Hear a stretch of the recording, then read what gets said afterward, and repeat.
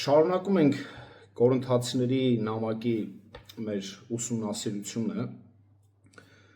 եւ այսօր պետք է ուսումնասիրենք առաջի Կորինթացիների 15-րդ գլուխ 12-ից 19 համարները, կխնդրեմ բացեք ձեր սուրբ գիրքը։ Ուրեմն պետք է խոսանք հարության կարևորությունը մարմնում, մարմնով հարության կարևորությունը։ Եթե կհիշեք անցած քարոզների ժամանակ տեսանք, որ Պողոսը առաջի համարից սկսած 5 փաստեր ներկայացրեց Քրիստոսի հարության մասին։ Առաջին վկան հենց նրանք էին, որ հավաքվել էին մեկտեղ, այսինքն Կորինթոսի եկեղեցին, եւ հաջորդ վկաներն էին Սուրբ Գիրքը, Կեփասը, 12 աշակերտները, 500 եղբայրները եւ Հակոբոսը։ Նաեւ Պողոսը ինքը իր անունից խոսում է։ Բայց Կորինթոսում կար խնդիր, այն էլ շատ լուրջ, հարության վարդապետության հետ կապված, որի մասին պետք է խոսենք եւ մենք ինքներս ամրապնդվենք հարության վարդապետության մեջ։ Գլխավոր պատճառներից մեկը, գիտեք, որ այսօր աշխարհը ապրում է այսպես ազատ, ինչի համար է, այսպես ազատ ապրում, ով ինչ ուզում անում է, ինչ մեղք ուզում գործում է, ինչ հիմար բան մտքով անցնում անում է, այն է պատճառը, որ մի մասը չգիտի, որ պետք է հարություն առնի եւ կանգնի պատասխանատվության բարձրալի առջև, մյուս մասն էլ չի հավատում դրան, որ հնարավոր է հարություն։ Մարդիկ ապրում են այնպես, կարծես մահից հետո ոչինչ չկա ու չի էլ լինելու, պարզապես անհետանալու են։ Երբ խոսում ես Քրիստոսից չեն ուզում լսել, մտածում են ժամանակը կարճ է, ավելի լավ է ուրիշ բանով զբաղվեմ, այդ մի բանն էլ թող չիմանամ, այսպես են մտածում։ Շատերի կարծիքով քրիստոնեական կյանքը դա պարզապես այս կյանքի համար ինչ որ տեղեկություններ են։ Այդ պատճառով էլ իրենց սիրտը կապված է այս աշխարհի հետ։ Ամեն ինչ ուզում են անել, անում են։ Ամեն ինչից ուզում են օգտվել, շտապում են ամեն ինչ հասցնել, նկատել եք, չէ՞, այդպիսի մարդկանց։ Իրենց կյանքը կլանված է անձնական փառքի, փողի, շքեղության եւ ուրիշ հաճույքների մեջ։ Աստծուց վախ չունեն։ Կարճ ասած ուզում են կյանքի ամեն ինչից օգտվեն, ուտեն եւ խմեն, տներ կառուցեն, փող հետ գցեն, ապագան կառուցեն եւ կյանքը վայելեն, որովհետեւ մի օր մեռնել կա։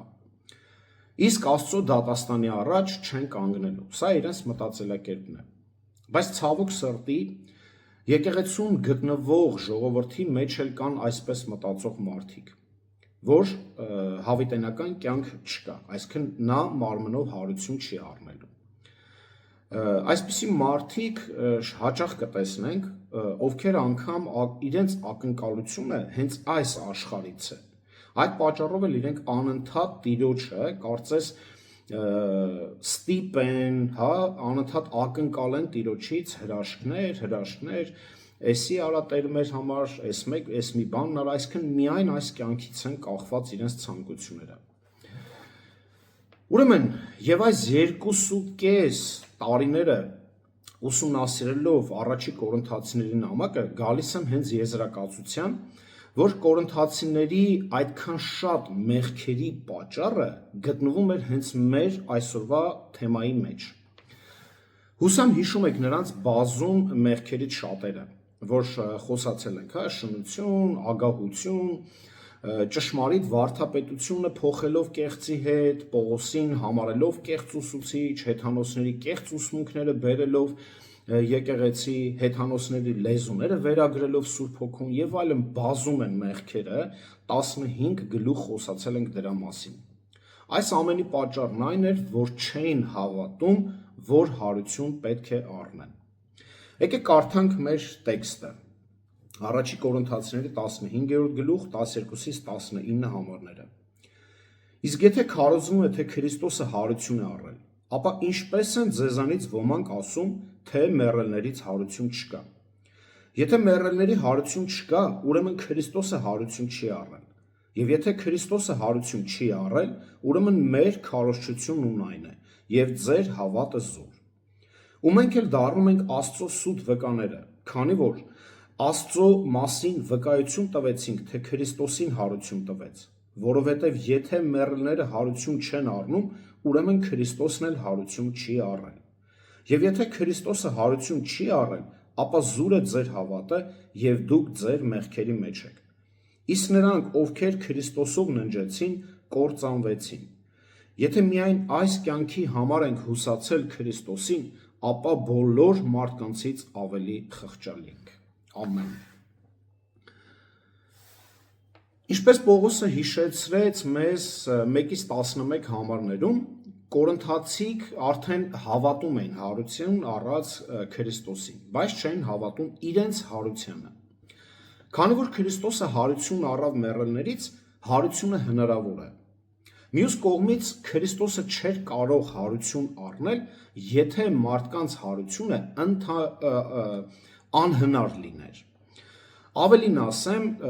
կխնդրեմ ուշադիր լինեք եւ սա պարտադիր հիշեք։ Երկու հարություններն էլ անբաժանելիորեն կապված են իրար, թե Քրիստոսի, թե մարդկության։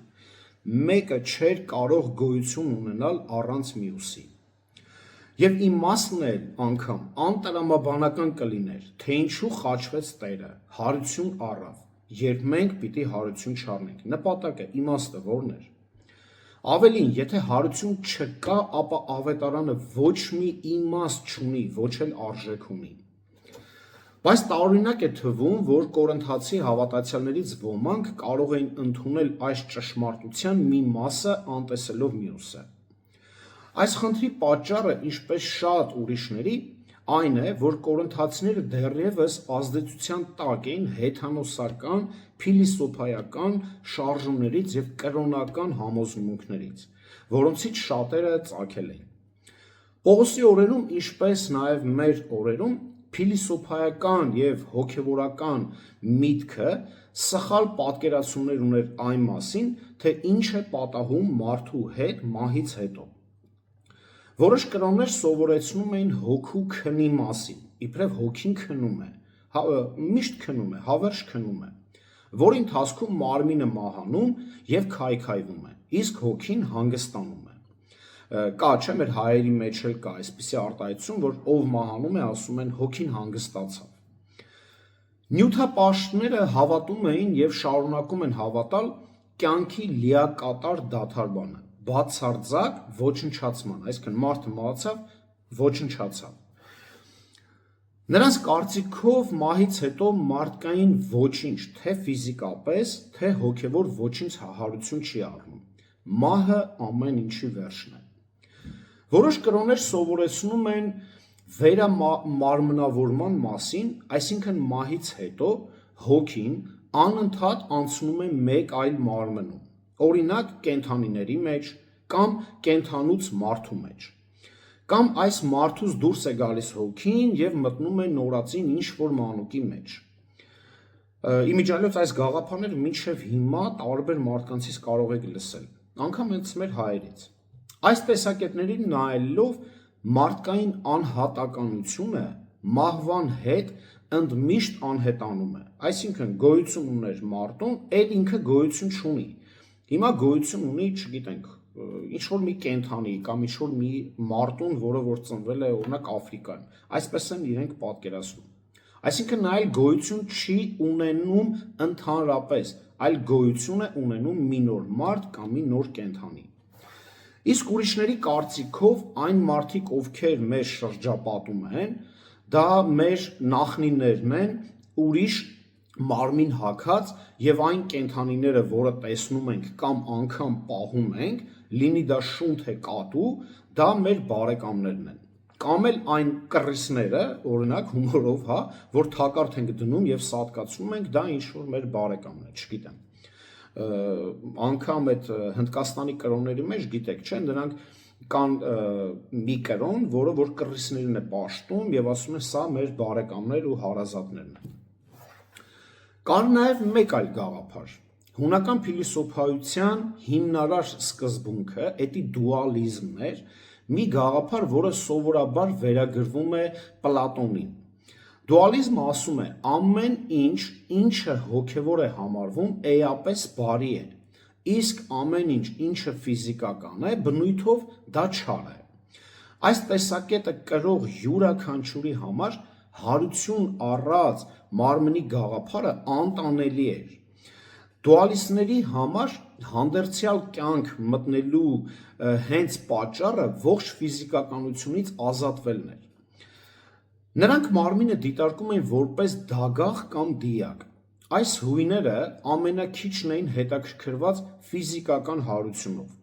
Նրանք հավատում էին հոգու անմահությանը, բայց խիստ դեմ էին մարմնի հարության գաղափարին։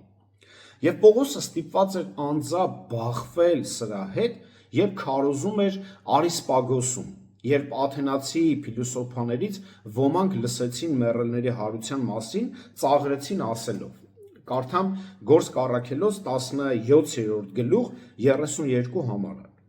Երբ լսեցին մեռելների հարություն առնելու մասին, ոմանք ծաղրում էին, բայց ոմանք ասացին. դրա մասին մի ուրիշ անգամ կլսենք քեզանից։ Այսինքն նրանք եւ չէին ընդունում, եւ ծաղրում էին, եւ նրանց համար զզվելի ու անտանելի էր ֆիզիկական մարմնի հարության մասին, երբ խոսում էին։ Եվ Կորինթոսի եկեղեցու որոշ հրեա անդամներ նույնպես կասկածի տակ էին դնում հարությունը։ Չնայած որ հարության ուսմունքը պարունակվում է նաև հին կտակարանում, բայց որոշ հրեաներ, մասնավորապես սադուկեցիները, չէին հավատում դրան։ Հոբի 5 գրքում կարդում ենք, եկեք կարդանք Հոբի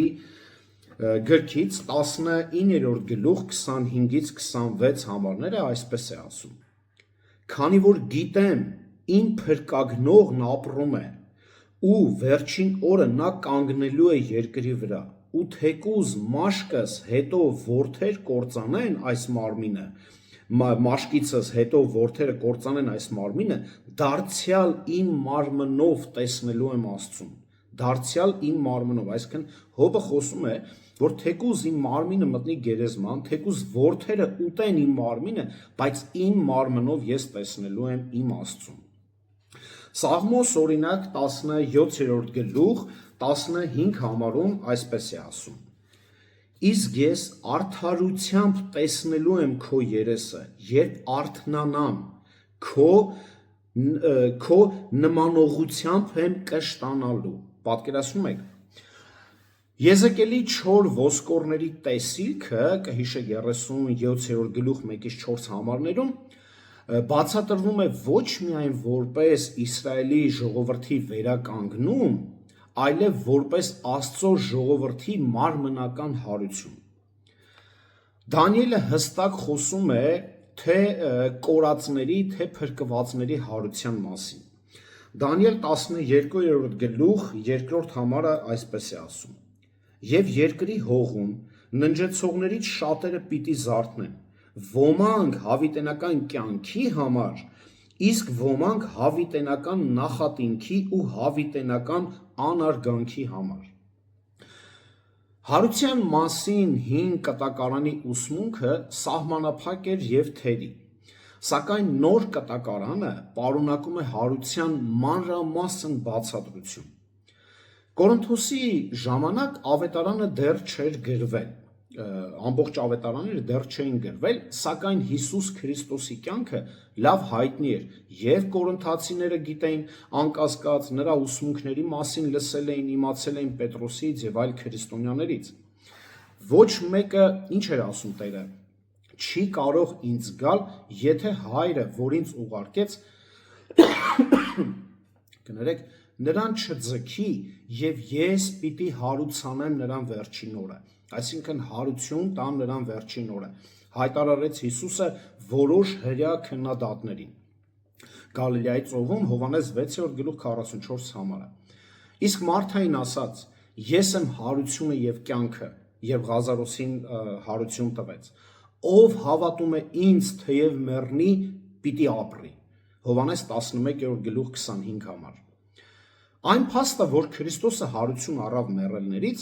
և բոլոր նրանք, ովքեր հավատում են նրան, նույնպես հարություն կառնեն, սա առաքելական ուսմունքի հիմքն էր։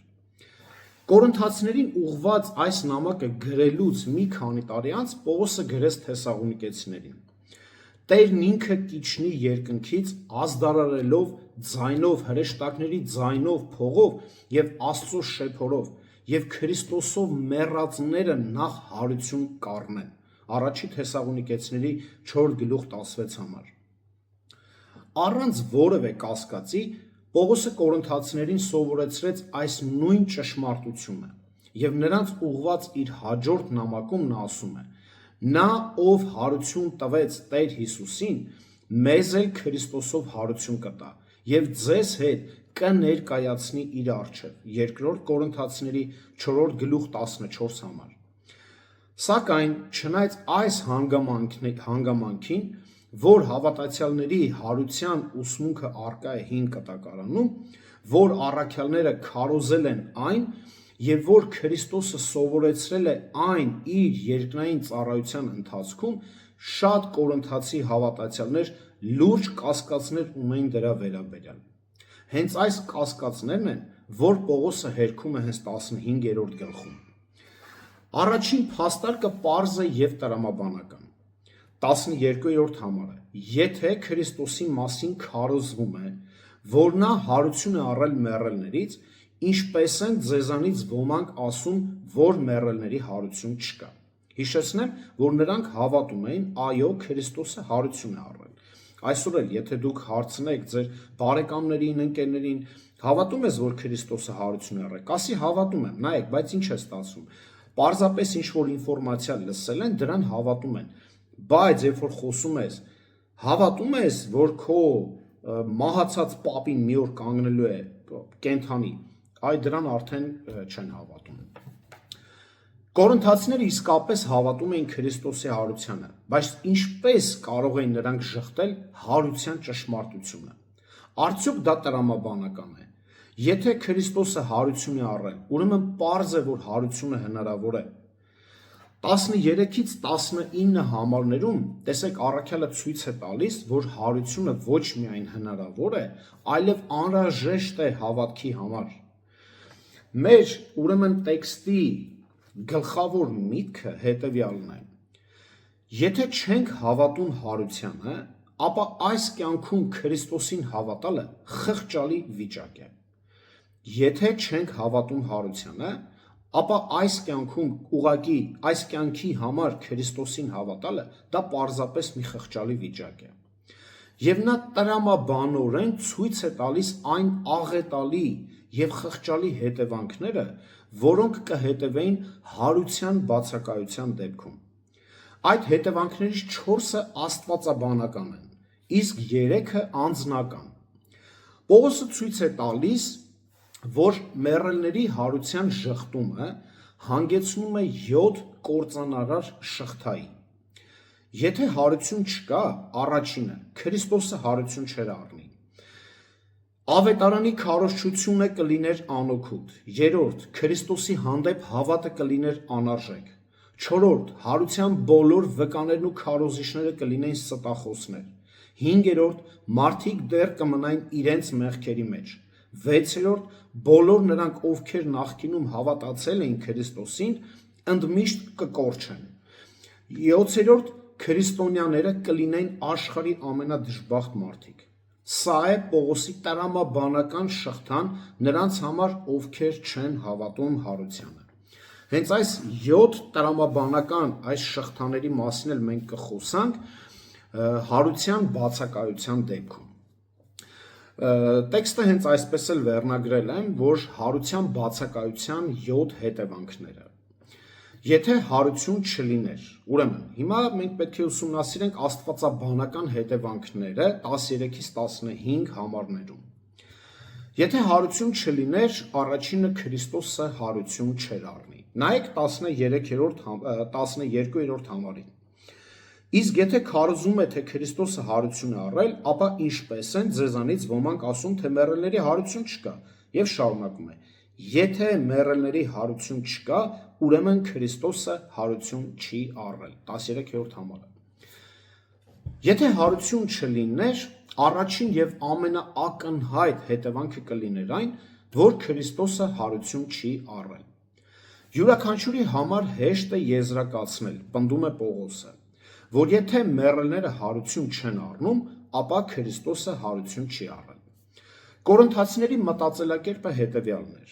Քրիստոսը Աստված էր եւ կարող էր հարություն առնել, բայց մենք մարդ ենք եւ չենք կարող հարություն առնել։ Այսինքն, նրանց կարծիքով Քրիստոսը մարդ չի եղել։ Հետևաբար, նրա մահը իրական չէր, միայն թվում էր, թե նա մահացել է։ Այս տեսակետի համաձայն նրա հայտնությունները պատրանքային, հարության եւ համբարձման միջև ընկած ժամանակահատվածում պարզապես մարմնավոր թվացող դրսևորումներ էին։ Այսինքն թվում էր, թե նա մարդ էր, բայց չէր։ Այս տեսակետը իհարկե չէր կարող համապատասխանել ավետարանի հեղինակներին, Հիսուսի առաքյալների ուսմունքին։ Հիսուսի երկրային կյանքի եւ ծառայության մասին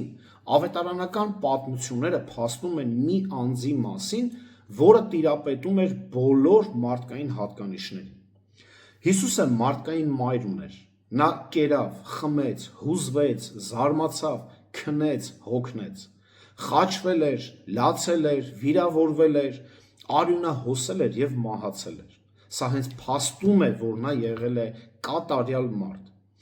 12-ին իր առաջին հայտնվելու ժամանակ Հիսուսը պնդեց, որ աշակերտները դիպչեն իրեն եւ հավատան, որ նա պարզապես ոգի չէ։ Նա ասաց. հոգին մարմին ու ոսկորներ չունի, բայց ինչպես տեսնում եք, ես ունեմ։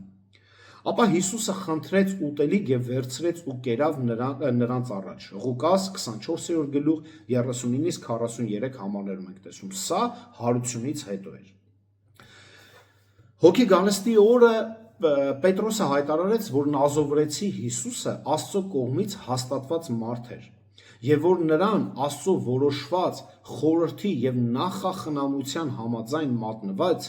բռնեցին եւ չար մարդկանց ձեռքով խաչեցին ու սպանեցին։ Գործք 2-րդ գլուխ 22-ից 23 համար։ Ավելի ուշ հենց նույն քարոզում Պետրոսը հայտարարեց, որ այս Հիսուսը դեռ կենդանի է ոչ միայն հոգով, այլ մարմնով։ Պետրոսը հիշեց, որ Դավիթը նախկինում խոսել էր Քրիստոսի հարության մասին, որ նրա հոգին դժոխքում չի թողնվել եւ նրա մարմինը ապականություն չի տեսնելու։ Այս Հիսուսին Աստված հարություն տվեց, որին մենք վկա ենք։ Գրում է Ղուկասը Գործք առաքելոց 2-րդ գլուխ 31-ից 32 համարում։ Հռոմեացիներին ուղված իր նամակի նախաբանում Պողոսը հստակեցնում է, որ Աստծո ավետարանը, որի համար նա ընտրվել էր քարոզելու, վերաբերվում էր որդուն, որը մարմնով ծնվեց Դավթի սերնդից եւ զորությամբ հայտարարվեց Աստծո որդի, սրբության հոգու միջոցով մեռելներից հարություն առնելով։ Հռոմեացիների հենց առաջի գլուխ 1-ից 4 համարներում։ Հիսուսի հարությունը ապացուցեց, որ նա եւ Աստված էր, եւ մարդ։ Պատմոսում տեսիլքում Հովանեսին հայտնվելով Քրիստոսը հայտարարեց. Ես եմ առաջինը եւ վերջինը, եւ կենդանի եմ։ Ես մեռած եւ ահա կենդանի եմ հավիտյանս հավիտենից, եւ ես ունեմ դժոխքի ու մահվան բանալիները։ Հայտնություն առաջի գլուխ 17-ից 18 համարները։ Հիշեք եւ իմացեք, որ նա չմահացավ որպես Աստված, այլ որպես մարդ։ Աստված չի մահանում, որ մի հատ էլ հարություն առնի։ Նա կատարյալ մարդ էր, 100% մարդ էր, որ մահացավ եւ հարություն առավ։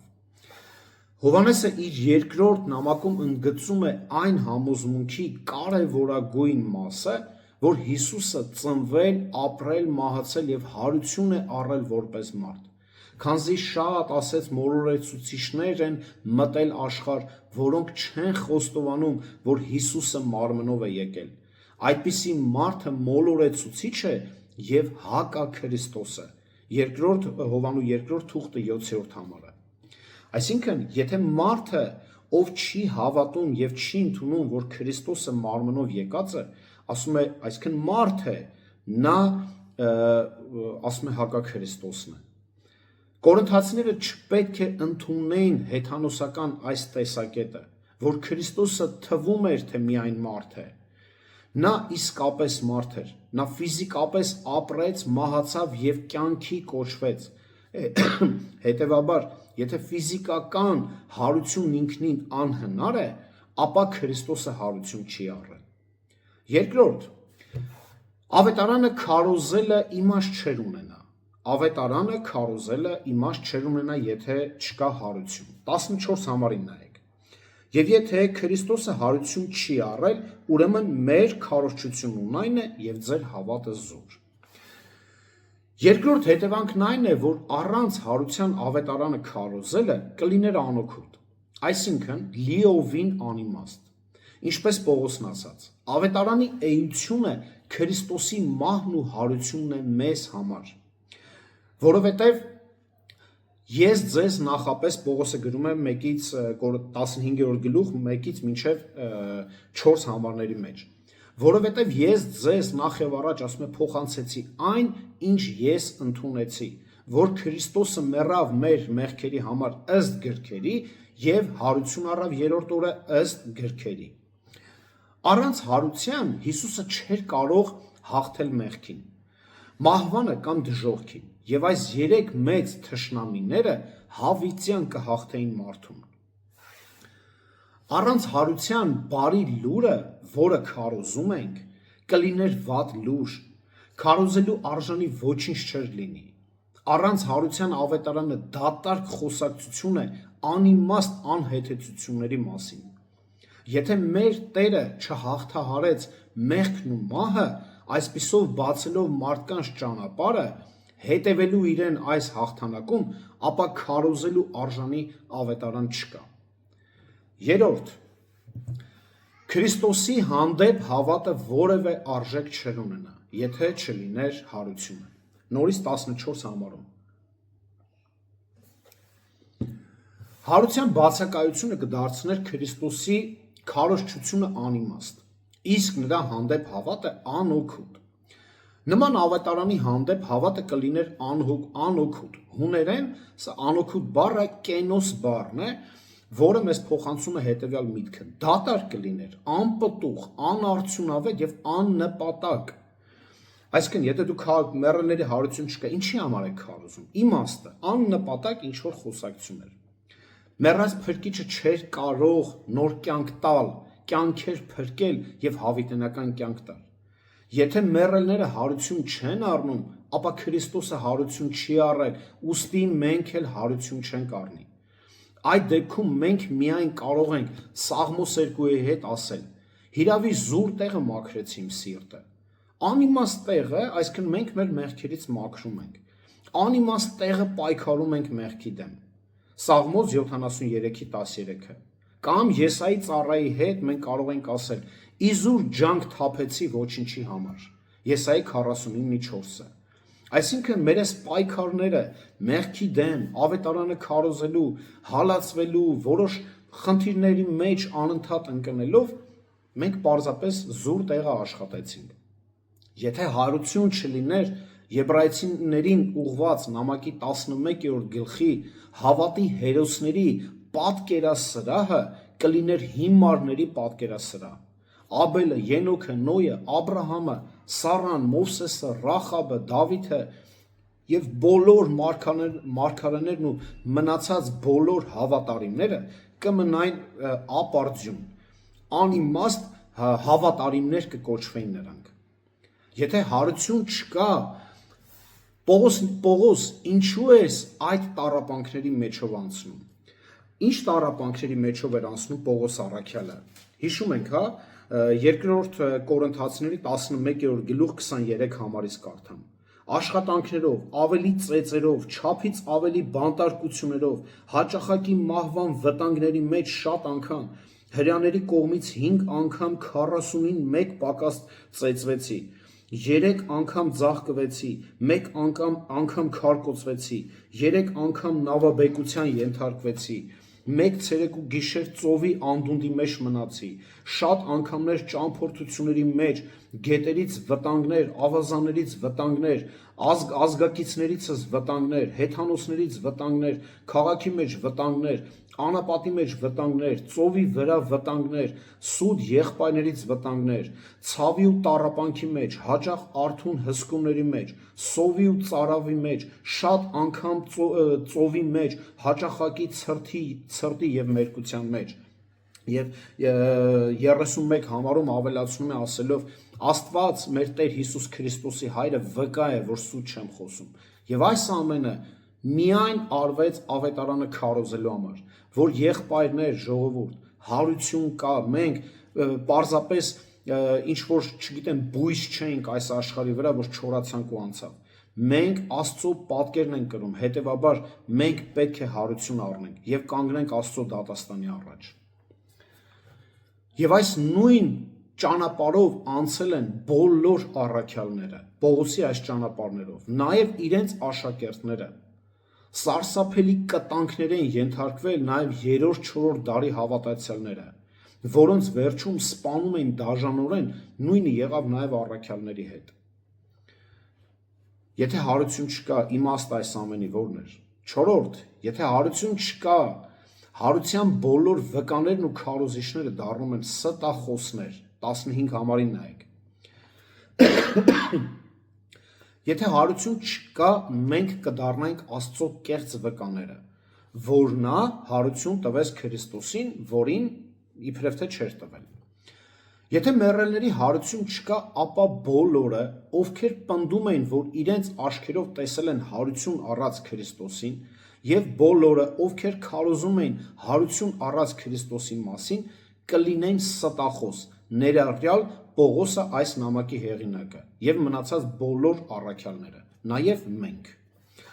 Այդ դեպքում բոլոր այն պնդումները, որ դրանք Աստծուց են եւ որ նա հարություն է տվել Քրիստոսին, կհամարվեն կեղծ վկաներ իրենց վկայություններով հանդերձ։ Հարությունը ժխտելը նշանակում է առաքյալներին եւ նոր կտակարանի եկեղեցու մյուս առաջնորդներին անվանել ոչ թե պարզապես սխալվողներ, լինում է չէ, մարդիկ, որ սխալվում են, այլ դիտավորյալ ստողներ, այսինքն կեղծողներ, ստախոսներ կլինեին։ Այս վկաներից ոչ մեկը չէր կարող համարվել ազնիվ մարդ, ովքեր ակամա կեղծ ուսմունքներ են տվել։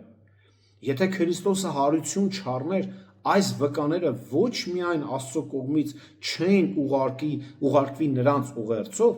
այլև կլինեին ստախոսներ, որոնք դիտավորյալ դավադրություններ էին կազմակերպել իրենց ցուցմունքներում վիճաբանություններ առաջացնելու համար։ Եթե հարություն չկա, ստացվում է, որ այս մարդիկ պարզապես մտել են այլ կրոնների մեջ եւ միտումնավոր վիճաբանություններ էին առաջացնում ժողովրդի մեջ, իմաստը, հասկանում եք։ Եթե նոր կտակարանի առաքյալները, մարգարեները եւ հեղինակները ստել են ավետարանի սրտի մասին, որտեղ հարությունը դա ավետարանի սիրտն է, եթե ստել են սրտի մասին ավետարանի, կենտրոնի մասին, ինչպես կարելի է նրանց վստահել որևէ այլ բանի հարցում։ Կարող է նրանց բարոյական ուսմունքը համարվել աստվածային ոգեշնչությամբ եւ վեր, եթե նրանք այդքան անամոթաբար կեղծել են Հիսուսի հարության վարդապետությունը, եթե նրանք ստախոսներ են, այն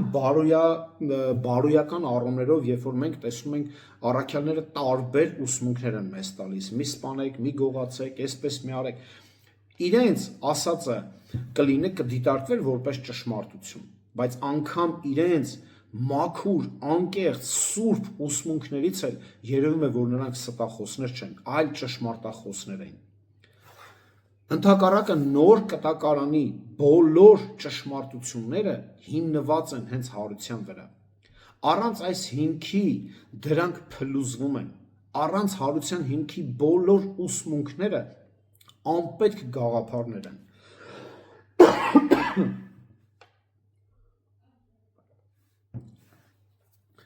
Եվ ոչ միայն դա, այս բոլոր վկաները արդյոք կպնդեին եւ կքարոզեին ստեր, կսովորեցնեին կեղծիքներ, որոնց համար նրանց կպախարակեին, կծեծեին, կբանտարկեին եւ հաճախ կտրվեին մինչեւ մահ, եթե չլիներ դա ճշմարտություն։ Բայց ինչպես գիտենք, շարլատանները, ստախոսները հայտնի չեն անձնազոհությամբ։ Այդպիսի մարդիկ իրենց ստի համար չեն զոհում։ Մարդիկ չեն մահանում ստերը պաշտպանելու համար։ 2000 տարվա անհաշվելի այս քարոզիչները չեն թողնի իրենց երկրային հաճույքները եւ ավետարան քարոզեին։ Մենք նույնպես այս լիուբոլ կյանքի մեջ չենք զրկի մեզ տարատեսակ հաճույքներից եւ ավետարան քարոզենք, եթե այն սուտ լիներ։ Չնայած Պողոսը չի մանրամասնում այս գաղափարը, բայց եթե հարությունը իրական չլիներ, ապա Քրիստոսն ինքը ստախոս կլիներ կամ առնվազն ողբերգականորեն սխալված կլիներ։ Եվ պատմության մեջ նա կհիշվեր հերթական ստախոսը եւ հեղինակության կարիք կունենար։ Այդ դեպքում նա դժվար թե կարող էր համարվել Աստծո կողմից ուղարկված որդին կամ աշխարհի փրկիչն ու Տերը։ Հիսուսը չէր լինի հաղթողը, այլ անիմաստ զոհ կլիներ։ Կամ եթե նոր կտակարանի հեղինակները լիովին սխալ ներկայացնեին թե առաքյալների, թե Քրիստոսի ուսմունքները, ապա նոր կտակարանը կլիներ անօգուտ, անարժեք, չունեցող մի փաստաթուղթ կլիներ, որին ոչ մի բանական մարդ չէր վստահի պարզապես։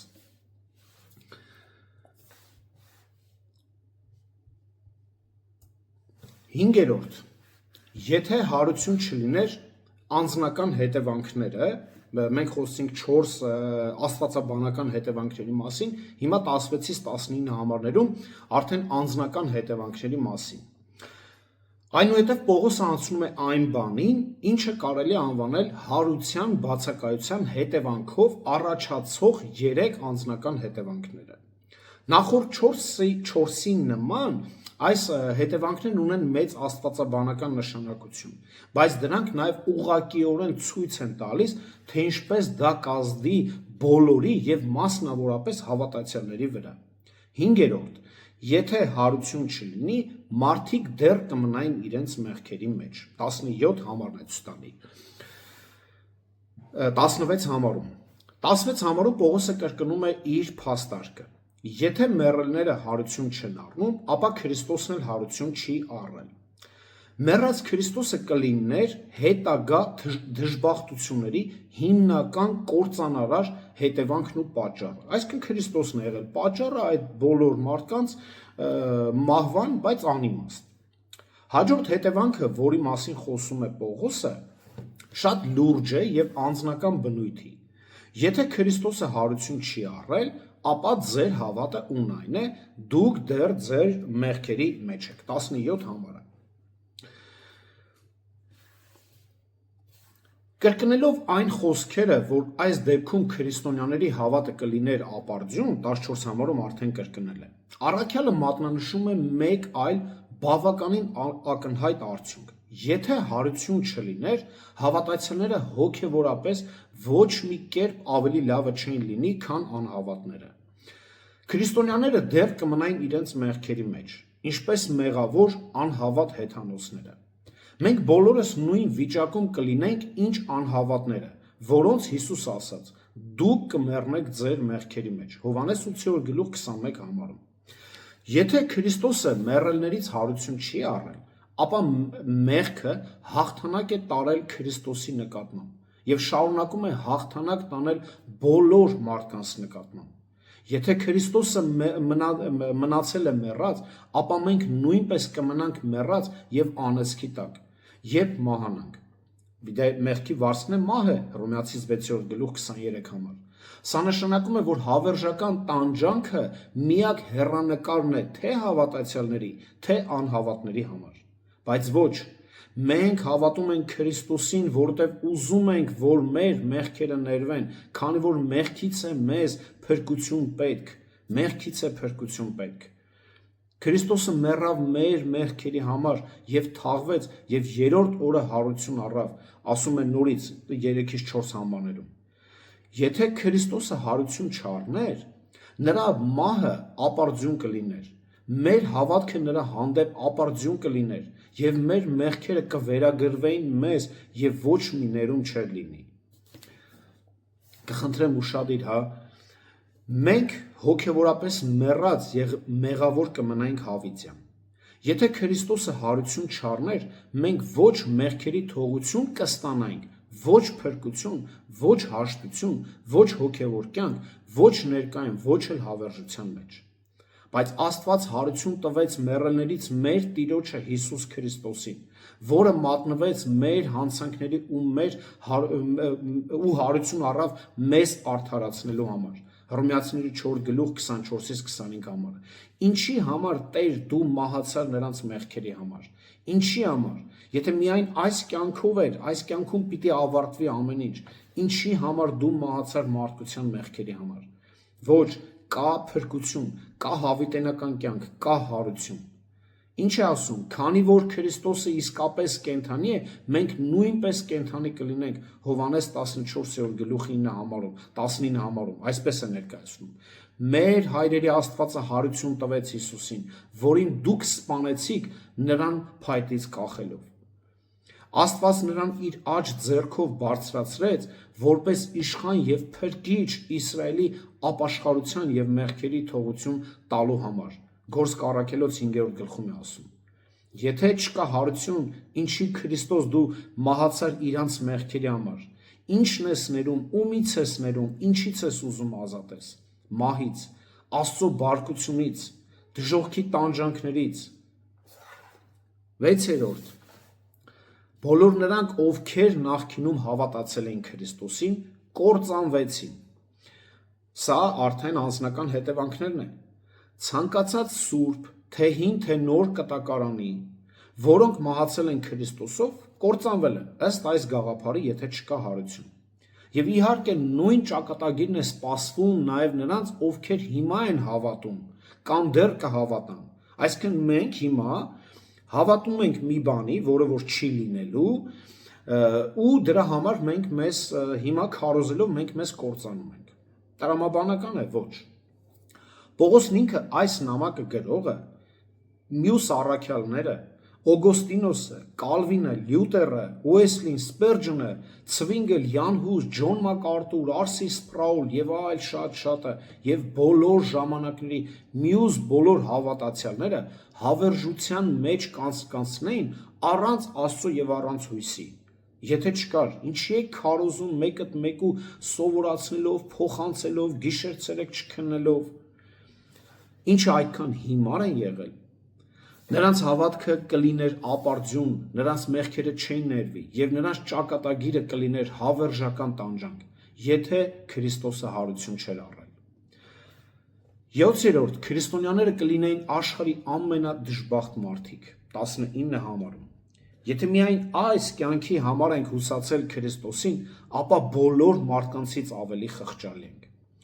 Հաշվի առնելով մեր համատեքստը, տրամաբանական կդառնա մեր դժբախտությունը։ Եթե հարություն չկա, տրամաբանական է, որ մենք ամենադժբախտ մարդիկ ենք։ Եթե Քրիստոսը հարություն չի առել եւ մեզ էլ հարություն չի տալու, ապա մենք դառնում ենք այս աշխարհի հիմարները։ Մենք ավետարանի համար թողնում ենք շատ բաներ՝ հարստություն, փառք, փող, հաճույքներ, հալածվում ենք, ծաղր ենք ենթարկվում, հայհոյում են, անտեսում են, լսում ենք վիրավորանքներ, երբեմն ամենամոտ հարազատներից, ընկերներից եւ բարեկամներից, անգամ ընտանիքի անդամներն են մեզանից երես թեքում, եւ մենք հիմարի պես քարոզում ենք մի բան, որը արժեք չունի, որը կեղծ է, որը սուտ է, խաբկանք է, մոլորություն է։ Այս ամենը մենք անում ենք սրա համար։ Առանց հարության, առանց փրկության եւ դրա բերած օրհնությունների քրիստոնյաները կլինեն անիմաստ եւ խղճալի։ Առանց հարության մենք չենք ունենա ոչ փրկիչ, ոչ ներում, ոչ ավետարան, ոչ իմաստալից հավատք, ոչ կյանք, ոչ էլ այս օրհնություններից որևէ մեկը ստանալու հույս։ Միայն այս կյանքում Քրիստոսին ապավինելը կնշանակեր ուսուցանել, քարոզել, տառապել, զոհաբերել ինքներս մեզ եւ ապարդյուն աշխատել։ Եթե Քրիստոսը մեռած է մնում, ապա նա անզոր է օգնել մեզ ոչ միայն ապագա կյանքում, այլև այս կյանքում։ Հետևաբար ինչու համար եք այդ անհավատներն է վերաբերում, ինչու համար եք հենց նեղություն հալածանք է լինում, Տեր Աստված է գոռում, Հիսուս Քրիստոս է գոռում։ Եթե նա չի կարող մեզ հավիտենական կյանք շնորհել, ապա նա չի կարող բավարարել մեր երկրային կյանքը նաև։ Եթե նա կենդանի չլիներ, որտեղ կգտնեիք խաղաղություն, ուրախություն կամ բավարարվածության հիմք։ Քրիստոնեական կյանքը կդառնար ծաղր, ողբերգական կատակ կդառնար։ Քրիստոնյան չունի հույս բացի Քրիստոսից, փրկիչ բացի Քրիստոսից եւ Տեր բացի Քրիստոսից։ Հետևաբար, եթե Քրիստոսը հարություն չի առել, ապա նա կենդանի չէ։ Հետևաբար, մեր քրիստոնեական կյանքը մեռած է, մեր հավատն ու հույսը մեռած է։ Այդ պատճառով է Պողոս առաքյալը ավելացնում. Եթե Եփեսոսում մարդկանց նման գազանների հետ մարտնչեցի, գազանների հետ, ինչ հոգուտ է ինձ, եթե մեռելները հարություն չեն առնում, ուտենք եւ խմենք, որտեղ վաղը մեռնել կա։ Դե եթե այս ամենը կեղծ է, Տերը հարություն չի առել, մենք հարություն չենք առնելու, գնանք բոլորի պես ուտենք եւ խմենք եւ վայելենք այս կյանքը։ Բայց ոչ, խղճալին մենք չենք։ Մեզ պետք չէ խղճալ, քանի որ Պողոսը շարունակում է հենց 20 համարում ասելով, կարդամ. Բայց հիմա Քրիստոսը մեռելներից հարություն է առել, ննջեցյալների անդրանիկը։ Այո, մեր Տերը հարություն է առել, մեր Փրկիչը հարություն է առել, եւ մեզ նույնպես կտա այդ հարությունը։ Մեզ պետք չէ խղճալ, քանի որ մենք հավատում ենք մեկին, ով ասաց Հովհաննես 11:25 համարում. Ես եմ հարությունը եւ կյանքը, ով հավատում է ինձ, թեկուզ եւ մեռնի պիտի ապրի։ Նա նաեւ Հովհաննեսի շուրթերով վստահեցրեց մեզ ասելով. Առաջի Հովհաննու 2:25 համար. Եվ սա է այն խոստումը, որ նա խոստացավ մեզ, այսինքն հավիտենական կյանքը։ Մենք դեռ շատ համարներ կնայենք 15-րդ գլխի ավարտին, բայց հիմա եկեք մի քանի գործնական քայլեր էլ նայենք եւ ավարտենք։ Սիրելիներ, Քրիստոսը հարություն է առել։ Սա է բարի լուրը, որ կրում ենք մեր մեջ։ Նա խոստացված Մեսիան է, ով փրկում է մեզ մեղքից եւ հավիտենական տանջանքից։ Ուրախացեք եւ վստահեք նրա խոստումներին, ով ասաց, որ նրան հավատացողին նույնպես հարություն կտա հավիտենական կյանք շնորհելով։ Իսկ անհավատներին հարություն կտա հավիտենական պատժի համար։ Նա իր կյանքը տվեց հենց մեզ համար, որ մենք այս ճշմարտությունը կրենք մեր ներսում ուրախությամբ եւ ապրենք ու քարոզենք իր փառքի ավետարանը, որպեսզի հավատացողները նույնպես ստանան ներում եւ հավիտենական կյանք։ Վստահ եղեք Քրիստոսով ննջած բոլոր հավատացյալները, լինի դա քարոզիչ, թե եկեղեցու վերջին շարքում նստած մի ծերունի, ով հավատացել է ճշմարտապես Քրիստոսին եւ նրա խոսքին, հիմա նա կենդանի է եւ Տիրոջ մոտ է նրա հոգին, Աստծո դրախտում է նա։ Նրանք չեն խաբվել, այլ խաբվել են նրանք, ովքեր չեն լսել այդ մարդկանց։ Այս դարերի ընթացքում հիշեք, որ մենք նույնպես ժամանակին, երբ որ մենք մահանանք, մենք նույնպես հարություն պետք է առնենք եւ ապրենք հավիտյան մեր Տիրոջ, մեր Քրիստոսի դրախտում, որը իր արյունով գնեց այդ ամենը։ Չորրորդը կուզեմ ասեմ, որ ցավոք սրտի տեսեք, շատերը կան, որ Քրիստոսին հավատում են միայն այս կյանքի համար։ Հավատում են, որ նա հրաշագործ է։ Այդ պատճառով էլ հենց մի բան է լինում, խնդիր, անընդհատ վազում են դեպի Տիրոջ մոտ, գիտեն, որ նա հրաշագործ է։ Հովհաննեսն է մեզի դրա մասին խոսում ասելով, որ Հովհաննես 2:23-25 համարը, որ ասում է այդ օրը տեսնելով Հիսուսի հրաշքները բոլորը հավատացին, բայց ասում է Հիսուսը նրանց չէր հավատում, Հիսուսը նրանց չէր վստահում, որտեղ բոլորին ճանաչում էր ներքուստ։ Այսինքն այդ մարդիկ Հիսուսին չեն տեսնում որպես փրկիչ, այլ տեսնում են մի հրաշագործ ինչ-որ մեկը։ Կխնդրեմ, որ տեսեք, սիրելիներ, քննեք ձեր անձերը։ Արդյոք դուք հավատում եք, որ նա իրապես հարություն է առել եւ ձեզ նույնպես հարություն կտա։ Արդյոք հավատում եք հավիտենական կյանքին։ Եթե ձեր խորը համոզմունքների մեջ վստահ չեք,